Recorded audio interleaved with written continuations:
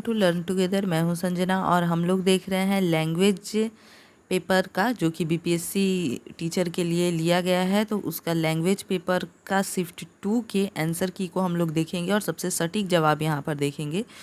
तो अगर अभी तक आप लोगों ने चैनल को सब्सक्राइब नहीं किया है तो सब्सक्राइब कर दीजिए, वीडियो को देखिए और लाइक कीजिए, शेयर कीजिए इसे, ताकि सभी लोग अपने आंसर को मिला सकें। तो आते हैं यहाँ पर अपने प्रश्न पर हम लोग। तो यहाँ पर सबसे पहला प्रश्न क्या बोल रहा है कि जो डायरेक्शन इसका दिया हुआ है, तो क्वेश्चन नंबर 1 से 5 तक क्या बोल रहा है कि fill in the blanks with a an and the, यानी कि यहाँ पर आर्टिकल हम लोगों को भरना है। तो क्वेश्चन जो दिया हुआ है, तो क्वेश्चन नंबर 1 बोल रहा है कि the doctors and nurses are attending to dash injured people. तो यहाँ पर हमारा जो सही जवाब हो जाएगा तो वो क्या हो जाएगा, यहाँ पर हम लोग प्रयोग करेंगे किसका, तो द का प्रयोग करेंगे। तो सही जवाब होगा ऑप्शन नंबर ए। देखते हैं इसके आगे। क्वेश्चन नंबर 2 बोल रहा है कि dash engineers of ISRO have done A tremendous task. तो यहाँ पर इसरो के इंजीनियर्स के बारे में बात कर रहा है। तो इसरो के इंजीनियर्स की अगर हम लोग बात करते हैं तो यहाँ पर जो आर्टिकल लगेगा तो वो क्या लगेगा कि द लगेगा, यानी कि स्पेशल इंजीनियर्स की बात हो रही है तो यहाँ पर द आर्टिकल का यूज किया जाएगा। तो 2 का सही जवाब होगा ऑप्शन ए। थर्ड नंबर में देखते हैं कि the child is crying please by dash ice cream for him. तो यहाँ पर बोल रहा है कि एक आइसक्रीम देने के लिए, तो एक आइसक्रीम, तो यहाँ पर हम लोग देखेंगे कि वॉवेल साउंड है। तो जब वॉवेल साउंड है तो उसके पहले एन का प्रयोग किया जाता है। राइट आंसर ऑप्शन सी।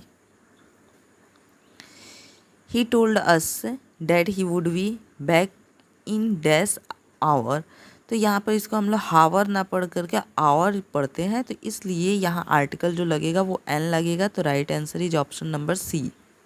5th नंबर क्वेश्चन देखते हैं। तो 5th नंबर में क्या बोल रहा है कि dash Indians are very good in maths.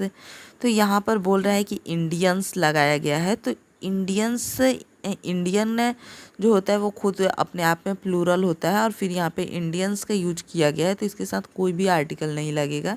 तो इसका जो सही जवाब होगा वो होगा option number E, none of the above. Question number 6 to 10 देखते हैं। तो choose the correct alternative for each of the following. तो यहाँ पर क्या बोल रहा है कि विच of the following is not a planet. इसमें से कौन है जो प्लैनेट नहीं है, तो मून भी प्लैनेट नहीं है, ये एक सैटेलाइट है, और प्लूटो भी प्लैनेट नहीं है, ये क्या है, एक ड्वार्फ प्लैनेट है। तो इस तरह से इनमें से 2 जो है वो प्लैनेट नहीं है। तो राइट आंसर क्या हो जाएगा, option number D, more than one of the above. 7 number question है which of the following is not found in a kitchen. तो यहाँ पर हम लोगों को देखना है कि इसमें से क्या है जो कि किचन में नहीं मिलता है। तो स्टोव मिल जाता है, यूटेंसिल मिल जाता है, लेकिन यहाँ पर जो कोमोड है वो कहाँ हम लोगों को मिलता है, तो वो बाथरूम में मिलता है। तो right answer is option number C. Which of the following is not found in a electric shop. तो इलेक्ट्रिक शॉप पर अगर देखा जाए तो मोटर भी मिलता है, ट्यूबलाइट भी मिलता है और ट्यूब भी मिलता है। तो इस प्रकार से सारी चीज़ें इलेक्ट्रिक शॉप पर मिल जाती है। तो यहाँ पर जो सही जवाब होगा वो होगा option number E, none of the above. Which among the following is not a vegetable. इसमें से बताना है कि कौन सा एक वेजिटेबल नहीं है। तो स्ट्रॉबेरी भी है, ये भी वेजिटेबल नहीं है, ये फ्रूट है। टोमेटो को भी फ्रूट की श्रेणी में ही रखा जाता है, तो ये भी फ्रूट हो गया। और तीसरा क्या हो गया, ड्रैगन फ्रूट, तो ये भी क्या हो जाएगा, फ्रूट हो जाएगा। तो ये तीनों के तीनों क्या है, वेजिटेबल नहीं है, फ्रूट है। तो यहाँ पर ऑप्शन नंबर डी होगा कि मोर than one of the above. Question number 10 यहाँ पर क्या बोल रहा है कि विच of the found in an office, यानी कि ऑफिस में क्या नहीं पाया जाता है। तो फाइल और कंप्यूटर्स पाए जाते हैं, चेयर्स एंड टेबल भी पाए जाते हैं, वाटर कूलर इसमें नहीं पाया जाता है। Right answer option B. अब हम लोग देखेंगे क्वेश्चन नंबर 11 to 15 को कि complete the sentence give below using the correct alternatives. तो जो यहाँ पर करेक्ट अल्टरनेटिव है उसको हम लोग देखेंगे। तो 11 नंबर क्वेश्चन बोल रहा है कि स्प्रिंग कम्स आफ्टर, यानी कि स्प्रिंग का जो सीजन होता है वो किसके बाद आता है। तो किसके बाद आता है, तो हम लोग देखेंगे कि स्प्रिंग का जो सीजन होता है ये विंटर यानी कि ठंडी के बाद आता है। Right answer option A. If Monday is the first day of the week which is the fourth day, यानी कि अगर सप्ताह का पहला दिन मंडे है तो चौथे दिन क्या होगा, तो चौथे दिन क्या हो जाएगा, थर्सडे हो जाएगा। Right answer is option A. If today is Sunday then the day before yesterday was.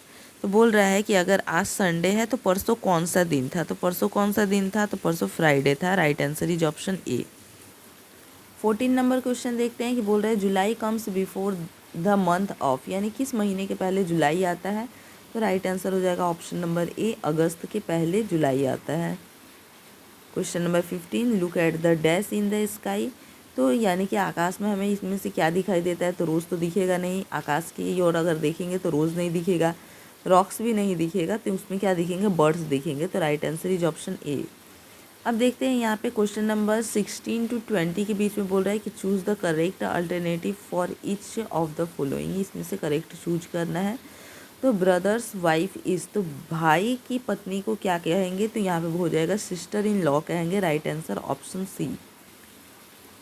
Question number 17 बोल रहा है कि अंकल्स डॉटर इज, यानी कि अंकल यानी चाचा की बेटी को क्या बोलेंगे, तो कज़न बोला जाता है। Right answer is option A. Wife sister is, यानी कि पत्नी की बहन को क्या बोलेंगे, तो पत्नी की बहन को सिस्टर इन लॉ बोलेंगे। Right answer option B. Sister son is, यानी कि सिस्टर के बेटे को क्या बोलेंगे, तो सिस्टर के बेटे को नेफ्यू बोलेंगे। तो right answer option B. Sister's husband is, तो सिस्टर के हस्बैंड को क्या बोलेंगे, यानी बहन के पति को क्या बोलेंगे, तो ब्रदर इन लॉ बोलेंगे। Right answer option A B. अब यहाँ हम लोग देखते हैं कि डायरेक्शन में दिया हुआ है। तो यहाँ क्वेश्चन नंबर हम लोग 21 से लेके 25 को देखेंगे। तो यहाँ बोल रहा है कि read the passage given below and choose the correct alternative for each of the following, यानी कि इस पैसेज को पढ़ना है और उसके बाद जो क्वेश्चन दिया हुआ है उसको बनाना है, यानी उसको सॉल्व करना है। तो बोल रहा है there was a dog and he was very hungry, यानी कि क्या बोल रहा है यहाँ पर कि एक कुत्ता था और वो बहुत ज़्यादा क्या था, एक कुत्ता था और वो बहुत भूखा था। He searched for food everywhere and at last he found a bone, यानी कि उसने चारों तरफ क्या किया कि अपने भोजन को सर्च किया और उसके बाद अंततः उसे क्या मिला कि एक हड्डी मिली। He started going home after picking the bone with his mouth, और वो अपने मुंह में इस हड्डी को लेकर के और क्या करने लगा कि अपने घर की तरफ जाने लगा। There was a bridge on the way to his home, यानी कि उसके घर के रास्ते में एक क्या है कि ब्रिज पड़ता है। और when he started crossing year, उसके बाद से वो उसे क्या करने लगता है, उसे क्रॉस करने के लिए स्टार्ट करने लगता है। आगे क्या बोल रहा है कि ही साव रिफ्लेक्शन इन वाटर, अब वो जब उसको पार करने लगता है तो वो क्या देखता है कि पानी में एक रिफ्लेक्शन देखता है। पानी में क्या देखता है, रिफ्लेक्शन देखता है। और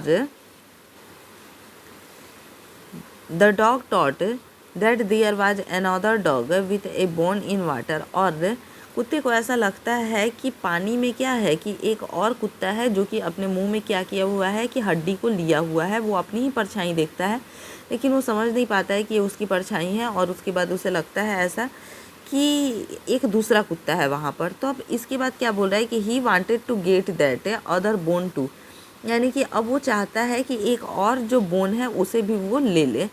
so the dog started barking at his आउन रिफ्लेक्शन, और वो अपने ही रिफ्लेक्शन पे क्या करने लगता है कि भौंकने लगता है।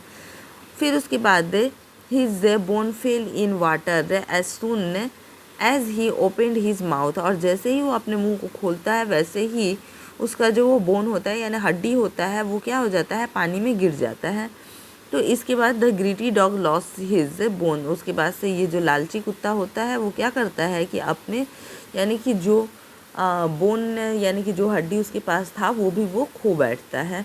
तो यही ये पैसेज है और इस पैसेज से इसका क्या करना है, आंसर देना है। क्वेश्चन 21 बोल रहा है कि what is the dog start crossing, यानी कि डॉग ने क्या क्रॉस करना स्टार्ट किया। तो राइट आंसर ऑप्शन सी, यानी ब्रिज उसने क्रॉस किया। What did the hungry dog find, यानी कि जो भूखा कुत्ता था उसने क्या फाइंड किया, तो उसने बोन फाइंड किया, हड्डी को। Right answer option A. The dog barked and the bone fell down from his, यानी जब कुत्ता भौंकने लगा तो उस का जो हड्डी था वो कहाँ से गिरा, कैसे गिरा, तो उसके मुंह से गिरा। कैसे गिरा, उसके मुंह से गिरा। Right answer option A. What did the dog want from the other dog, he Sao in water. यानी कि जब वो पानी में एक दूसरे कुत्ते को देखता है तो उसके बाद वो क्या लेना चाहता है, किस चीज़ की इच्छा होती है, तो बोन की यानी हड्डी की। Right answer option B. The moral of the story is, तो इस स्टोरी का मोरल हमें क्या मिला, तो डोंट बी ग्रीडी, यानी कि लालच नहीं करना चाहिए। तो राइट आंसर ऑप्शन ए। चलते हैं अब अपने दूसरे सेक्शन की तरफ, यानी कि ये तो फर्स्ट सेक्शन था जो कि सबके लिए है, और इसके बाद से अब चलते हैं दूसरे सेक्शन की ओर। तो उसमें अब हम लोग हिंदी देखेंगे। अब हिंदी की ओर हम लोग बढ़ेंगे। तो यहाँ पे 26 नंबर बोल रहे हैं कि संयुक्त स्वर कौन है। तो संयुक्त स्वर में जैसे कि हम लोग जानते हैं कि ए ओ और औ आता है, तो इसमें ए और ए का यहाँ पर ऑप्शन है। ओ दिया है, लेकिन ओ दिया है ये औ के साथ में है, तो इसलिए right answer is option number B. प्रत्येक वर्ग का प्रथम एवं द्वितीय वर्ण किस प्रकार का होता है। तो प्रथम और द्वितीय वर्ण जो होता है वो अघोष होता है। क्या होता है, प्रथम और द्वितीय वर्ण जो होता है वो अघोष होता है। Right answer is option number C. और तृतीय, चतुर्थ और पंचम पद जो होता है उसे घोष कहा जाता है। ख और घ ध्वनि किस प्रकार की है। तो ख और घ जो ध्वनि है वो किस प्रकार की है, तो वो महाप्राण है। कैसी ध्वनि है, महाप्राण। Right answer option A. संघ की राज्य भाषा हिंदी और लिपि देवनागरी होगी डैश, यह किस अनुच्छेद में कहा गया है। तो किस अनुच्छेद में कहा गया है कि संघ की भाषा हिंदी होगी और लिपि देवनागरी होगी, तो अनुच्छेद 343 में कहा गया है। राइट आंसर ऑप्शन ए। निम्नलिखित में से कौन सी भाषाएं हैं जो कि आर्य भाषा में शामिल नहीं है। तो हम लोग जानते हैं कि आर्यों की जो मुख्य भाषा थी वो संस्कृत थी और प्राकृत बोली जाती थी, लेकिन आर्यों की भाषा में शामिल नहीं थी। तो तुर्की और प्राकृत ये दोनों ही शामिल नहीं है। तो इस प्रकार से सही जवाब जो हो जाएगा वो क्या होगा, उपयुक्त में से एक से अधिक। Right answer option D. भाववाचक संज्ञा कौन सी है, यहाँ बताना है कौन सी संख्या है जो कि भाववाचक है। तो हम लोग देखेंगे कि मित्रता जो है वो क्या है, भाववाचक संज्ञा है। इसे देखा नहीं जा सकता है, इसे सिर्फ महसूस किया जा सकता है। तो राइट आंसर ऑप्शन बी। निम्नलिखित में से कौन सा प्रश्नवाचक सर्वनाम नहीं है। तो प्रश्नवाचक सर्वनाम जो नहीं है उसके बारे में बताना है। तो राइट आंसर क्या हो जाएगा, किसी ने। आगे देखते हैं कि यहाँ पर बोल रहा है कि मैंने नौकर से खाना बनवाया, वाक्य में कौन सी क्रिया है। तो मैंने नौकर से खाना बनवाया, तो इसमें कौन सी, ये सीधे देखने से ही पता चल जा रहा है कि यहाँ पर प्रेरणार्थक क्रिया है। Right answer option C. उसको व्यापार में करोड़ों का घाटा हो गया, उक्त वाक्य में किस प्रकार का विशेषण है। तो करोड़ों का घाटा ये क्या है, ये संख्या बोधक है। तो right answer is option B, संख्या बोधक। शब्द का अर्थ बोध कराने वाली कौन सी शब्द है। तो शब्द का अर्थ बोध कराने में जो शब्द है उसे शब्द शक्ति कहते हैं। Right answer option B. छंदों की गणना किससे की जाती है। तो छंदों की जो गणना होती है वो वर्ण और मात्रा से की जाती है।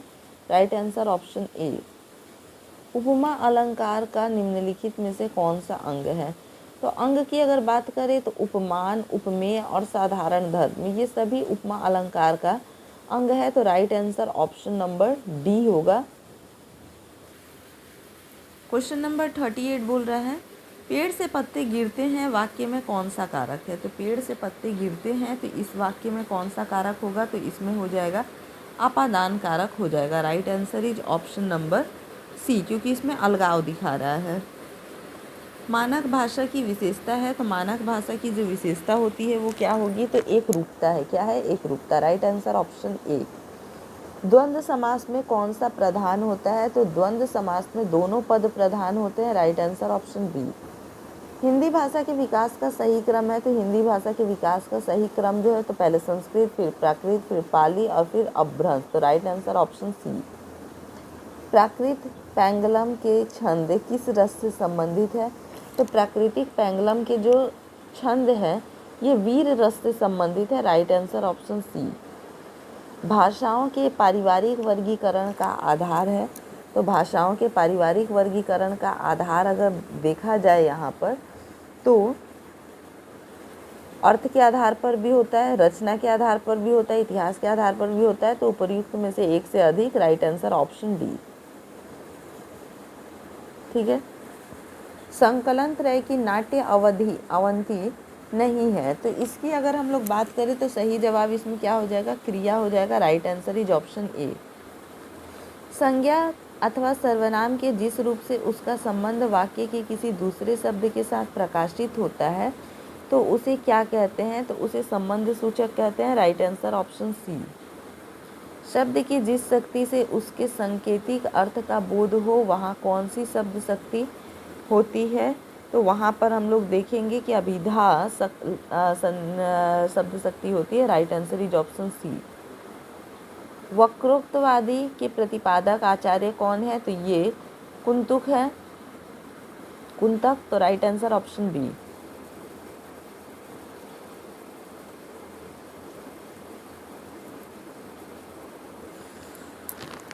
इसके बाद 49 देखेंगे। 49 में बोल रहा है निम्नलिखित कथनों स्थापना और तर्क पर विचार कीजिए और नीचे दिए गए कूट से सही विकल्प का चयन कीजिए। तो स्थापना अ है, आधुनिकता एक सतत और अंतहीन प्रक्रिया है, सही बात है। और तर्क ब क्या बोल रहा है कि क्योंकि प्रत्येक परिवर्तन एवं सिद्धांतों और संभावनाओं को जन्म देती है, तो ये भी चीज़ सही है। तो ये दोनों सही है, इसमें कोई ऑप्शन नहीं है। तो right answer is option number ई, उपर्युक्त में से कोई नहीं। आकाश में काले बादल हैं, तो आकाश में काले बादल हैं, तो बादल की जगह पर हम लोगों को बताना है कि इसका पर्यायवाची क्या होगा। तो मेघ मीन्स भी बादल होता है और वारी मीन्स भी क्या होता है, बादल होता है। तो इसमें दो हो जाएगा, तो राइट आंसर क्या हो जाएगा, उपर्युक्त में से एक अधिक। Right answer option D. किसान बहुत मेहनत करते हैं, तो किसान के लिए यहाँ पर बताना है, तो किसान को सुरपति नहीं बोलेंगे, किन्नराधिपति भी नहीं बोलेंगे, खेती जीवी कहा जा सकता है, लेकिन आयोग ये इसमें जिस प्रकार के प्रश्न को माने तो या तो इसका जवाब बी होगा या फिर ई होगा, उपर्युक्त में से कोई नहीं। स्त्री जीवन बड़ा कठिन है, तो इसमें स्त्री का पर्यायवाची बताना है, तो स्त्री का पर्यायवाची इसमें क्या हो जाएगा, कांता होगा। क्या होगा, Kanta. Right answer is option ए। चंद्रमा रात की शोभा बढ़ाता है, में चंद्रमा का हमें बताना है कि पर्यायवाची क्या होगा, तो चंद्रमा का पर्यायवाची सुधांशु होगा। Right answer option C. जल ही जीवन है, तो जल ही जीवन की अगर बात करें तो इसमें जल का जो पर्यायवाची होगा वो क्या होगा, देखते हैं हम लोग कि जल का पर्यायवाची क्या होता है। तो यहाँ पर अगर बात की जाए तो इसमें से कोई नहीं है जो कि जल का पर्यायवाची हो, तो right answer is option number ई। तो देखेंगे क्या चीज़ कि जल ही जीवन है, तो जल ही जीवन है में जल का क्या हो जाएगा, तो जल का इनमें से कोई नहीं होगा, तो उपर्युक्त में से कोई नहीं। क्या होगा इसका सही जवाब, कि उपर्युक्त में से कोई नहीं। क्वेश्चन 55 से लेके 59 तक अगर हम लोग देखेंगे तो इसकी अगर हम लोग बात करें तो यहाँ पर क्या हो जाएगा कि उपसर्ग को छांट करके अब बाकी के शब्दों को लिखना है। तो उपसर्ग को छांट करके, तो सहकारी की अगर बात की जाए तो इसमें उपसर्ग जो होगा वो क्या हो जाएगा, स हो जाएगा। क्या होगा, स हो जाएगा, तब उसका कारी बचेगा। तो right answer is option C. निम्नलिखित शब्दों में से कौन सा समास है, इसमें अब समास हमें बताना है। तो समास की बात करें तो यथाशक्ति, यथाशक्ति कौन सा समास है, तो यथाशक्ति इसमें शक्ति में आगे क्या लगाया गया है, उपसर्ग लगाया गया है। तो ये जो होगा क्या होगा, अव्ययी भाव होगा। तो इसमें ऑप्शन में नहीं दिया हुआ है, तो right answer is option number ई।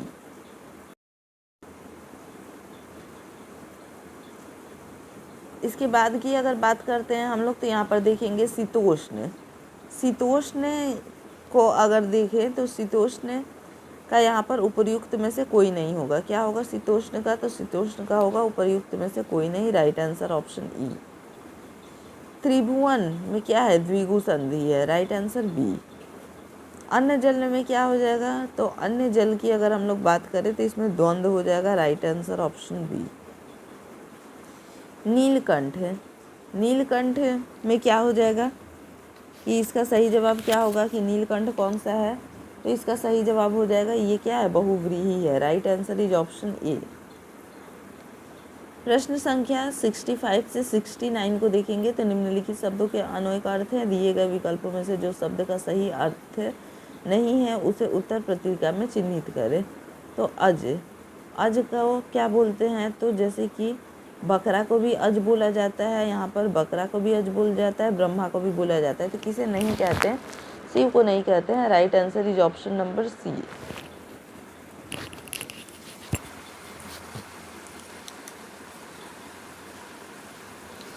अर्थ, अर्थ का क्या होगा, तो अर्थ की अगर हम लोग बात करते हैं तो यहाँ पर सही जवाब हो जाएगा धन। Right answer is option B. Hari, Hari के नाम से सिर्फ विष्णु को जाना जाता है, ठीक है। तो यहाँ पर महावीर और मेढक दोनों हो जाएंगे, तो उपर्युक्त में से एक से अधिक होगा। क्या होगा, उपर्युक्त में से एक से अधिक। Right answer is option D. 68 की अगर हम लोग बात करते हैं तो उत्तर का मतलब क्या होता है कि हल भी होता है और उत्तर का मतलब उत्तर दिशा भी होता है। Right answer is option number C, उल्टा। जलज, जलज का अगर हम लोग देखें तो इसका क्या होगा, तो जलज में भी होगा उपर्युक्त में से एक से अधिक। Right answer is option D. अब इसके आगे हम लोग देखेंगे प्रश्न संख्या 70 से लेके 74 तक। तो निम्नलिखित वाक्यों में से विशेषण को पहचान कर सही विकल्प को अपने उत्तर प्रपत्र में चिन्हित करना है। तो यहाँ पर देखेंगे मैंने प्रतियोगिता में दूसरा स्थान पाया, तो यहाँ पर जो दूसरा होगा ये सही होगा। Right answer is option number A. यहाँ पर हो जाएगा बाहर कोई व्यक्ति घंटी बजा रहा है, तो यहाँ पर सही जवाब होगा right answer option number C, कोई। यह विद्यालय मेरा है, क्या बोल रहा है, यह विद्यालय मेरा है। तो इसकी अगर हम लोग बात करें तो सही जवाब क्या हो जाएगा, यह होगा। Right answer option B. Mohan 4 kilo barfi तुलवा रहा है, तो 4 किलो में क्या हो जाएगा, सही जवाब 4 किलो। Right answer is option C. Delhi में ऊंची इमारतें हैं, तो ऊंची इमारतें हैं, तो इसमें क्या हो जाएगा, ऊंची। राइट आंसर ऑप्शन ए। क्वेश्चन नंबर 75 से लेकर 78 तक देखेंगे। दिए गए वाक्यों के लिए शुद्ध वाक्य चुनिए तथा ए, बी, सी और डी में से सही विकल्प का चयन कीजिए। तो इसमें क्या हो जाएगा कि वह शनिवार के दिन चला गया। सही, इसमें क्या देखना है, तो इसमें सही देखना है कि वह शनिवार को चला गया। Right answer option C. Kamala बहुत विद्वान है, क्या बोल रहा है कि कमला बहुत विद्वान है, तो कमला स्त्री है तो इसके लिए विदुषी लगाएंगे, तो कमला बहुत विदुषी है। Right answer option A. वे कहाँ जाना है, तो ऐसा कोई सेंटेंस सुने हैं जिसमें बोल रहा है कि वे कहाँ जाना है, नहीं, उन्हें कहाँ जाना है। तो राइट आंसर ऑप्शन ए। मुझे फल आम का अच्छा लगता है, तो मुझे फल आम का अच्छा लगता है में क्या होगा, मुझे आम का फल अच्छा लगता है। राइट आंसर ऑप्शन ए। यहाँ पर बताना है 79 से 82 तक के बीच के। तो निम्नलिखित तत्सम शब्दों के लिए 5 विकल्प ए, बी, सी, डी और ई दिए गए हैं। इनमें से सर्वाधिक उपयुक्त विकल्प चुनकर उत्तर पत्रक में चिन्हित करना है। तो यहाँ पर हम लोग देखेंगे कि चूल्ही, चूल्ही का अर्थ क्या होता है, चूल्ही का अर्थ होता है चूल्हा। Right answer option B. सूची, सूची मीन्स सुई। Right answer option A. कास्ट, कास्ट का मतलब क्या होगा, काठ। Right answer option C. स्वर्ण, स्वर्ण मीन्स क्या होता है, सोना। Right answer option C. अब यहाँ पे प्रश्न देखना है 83 से लेके 86 तक। तो निम्नलिखित अशुद्ध शब्दों के लिए 5-5 विकल्प दिए गए। इनमें से शुद्ध शब्द को चुनकर उत्तर पत्रक में चिन्हित करना है। तो यहाँ पर देखेंगे कि सन्यासी कैसे लिखा जाता है, तो सही जवाब जो होगा वो होगा ऑप्शन नंबर सी। त्याजय कैसे लिखा जाएगा, तो यहाँ पे त्याजय हो जाएगा। Right answer is option A. सुदृढ़ लिखा हुआ है तो इसको सुदृढ़ लिखते हैं। Right answer option C. ज्योत्सना, तो ज्योत्सना को ऑप्शन नंबर ए देखेंगे तो ज्योत्सना ऐसे लिखते हैं। आगे देखेंगे कि क्वेश्चन नंबर 87 से लेके 90 तक निम्नलिखित वाक्य का वाक्यांश के लिए 5-5 विकल्प दिए गए हैं। इन्हीं में से उपयुक्त विकल्प को चुनकर उत्तर पत्रक में चिन्हित करना है। तो यहाँ पर जो सब कुछ जानता है, क्या चीज़ बोल रहा है कि जो सब कुछ जानता है तो उसे क्या कहा जाता है, सर्वज्ञ कहा जाता है। Right answer option B. जो वचन से परे हो, तो जो वचन से परे हो तो उसे क्या कहेंगे, तो वचन से जो परे होगा उसको अकथनीय भी बोल सकते हैं। और अगर ये इसका जवाब नहीं होगा तो इसका जवाब होगा उपयुक्त में से कोई नहीं, दोनों में से कोई एक होगा। जो भूमि उपजाई हो उसे उर्वर कहते हैं। जिसका इलाज ना हो सके उसे क्या कहा जाता है, असाध्य कहा जाता है। Right answer option C. अब देखते हैं क्वेश्चन नंबर 91 से लेके 95 के बीच में। यहाँ पे बोल रहा है कि निम्नलिखित मुहावरों लोकोक्तियों के लिए ए, बी, सी, डी और ई के रूप में 5 विकल्प दिए गए हैं। इनमें से उपयुक्त अर्थ को चुनकर उत्तर पत्रिका में चिन्हित करें। अंगारों पर पैर रखना, क्या बोल रहा है यहाँ पर? अंगारों पर पैर रखना यानी कि खतरनाक कार्य करना। Right answer option B. आम के आम गुठली के दाम यानी कि अधिक लाभ कमाना। राइट आंसर ऑप्शन ए। आगे नात न पीछे पगहा तो किसी तरह की जिम्मेदारी का ना होना। Right answer option A. कान देना, कान देना का मतलब क्या होता है? ध्यान देना। Right answer option A. गूंगे का गुड़, गूंगे का गुड़ मतलब अवर्णीय दुख। Right answer option B. निर्देश देखते हैं प्रश्न संख्या 96 से लेकर 100 तक। निम्नलिखित अवतरण को ध्यानपूर्वक पढ़िए और पूछे गए प्रश्नों के लिए ए, बी, सी, डी, ई में से सही विकल्प का चयन कीजिए। अब यहाँ पर क्या बोल रहा है?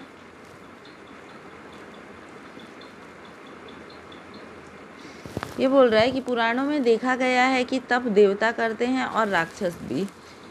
जिस किसी को कुछ भी सिद्धि प्राप्त करनी है तप किए बिना कोई चारा नहीं है।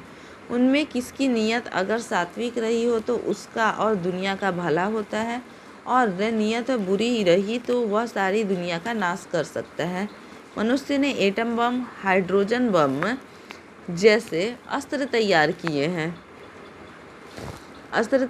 हैं, यह सब कुछ मनुष्य की तपस्या का ही फल है। इस आसुरी तपस्या से दुनिया को तो नुकसान होता ही है, लेकिन ऐसी तपस्या करने वाला स्वयं आत्मनाश की ओर तैयार रहता है। आगे देखेंगे यहाँ पे